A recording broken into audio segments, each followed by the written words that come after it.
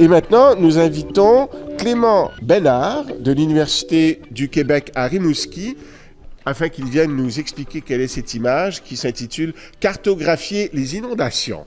Donc, alors, qu'est-ce que nous voyons ici? Alors ici, on voit clairement la plaine alluviale de la rivière Métis. La rivière Métis qui s'écoule ici, qui est située pas très loin de Rimouski, à l'est, à environ 30 minutes d'auto. C'est l'équivalent à peu près de la rivière Rimouski, si vous l'avez vu en passant par ici. En fait, cette image-là fait ressortir le relief de la plaine alluviale. Donc la plaine alluviale a des formes particulières que l'on peut lire et en fonction de ces formes-là, on peut prédire l'inondabilité de ces formes. Donc, et comment cette image-là a-t-elle été captée? Par quel système? Alors, c'est une image dite LIDAR qui, en fait, est captée par ce qu'on appelle donc un appareil aéroporté. C'est dans un avion? Dans un avion. Oui. Donc, c'est de la télémétrie laser. Cet appareil-là envoie des faisceaux, donc un laser, et peut retranscrire par la suite une topographie. Donc, c'est à peu près l'équivalent d'une carte topographique, si on veut, mais numérisée.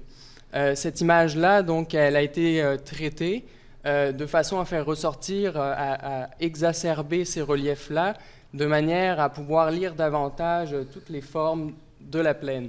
Donc, après ça, il y a un procédé, des composés colorés qui sont ajoutés par-dessus pour faire ressortir un peu, c'est ça, les espèces de formes circulaires concentriques, les courbes de niveau.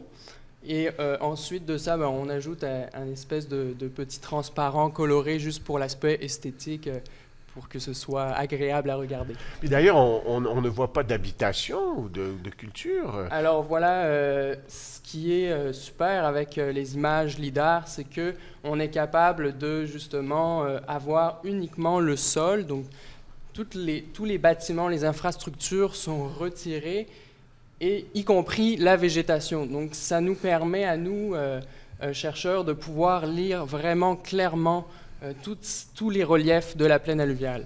Mais est-ce qu'on ne réussit pas avec cette technique de voir au fond le passé, de voir comment les choses se sont produites pendant des milliers d'années? Voilà, c'est exactement ça en fait, parce que la plaine est composée de tout un tas d'indices qui ont été déposés par les inondations successives, l'érosion que la rivière a créée en migrant à travers. Donc ce sont vraiment des vestiges, les vestiges de la rivière que l'on va utiliser pour faire la cartographie des zones inondables. Cette cartographie qui d'ailleurs s'appelle cartographie hydrogéomorphologique, donc pour hydrologie et géomorphologie. Hydrologie, donc l'étude de l'eau, et géomorphologie des formes. Donc c'est vraiment les formes laissées par l'eau que l'on va aller chercher pour faire cette cartographie.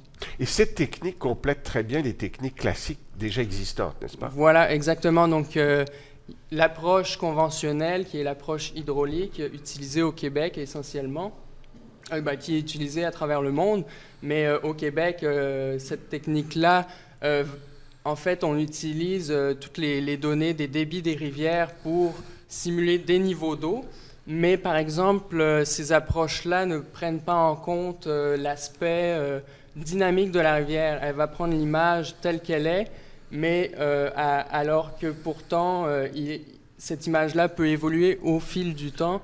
L'approche hydrogéomorphologique va aller compléter les lacunes de l'approche hydraulique. Alors, pour terminer, la zone inondable, où est-elle dans cette photo? Alors, en fait, toutes les formes alluviales, on peut dire, ont un degré d'inondabilité qui varie en fonction de différents paramètres.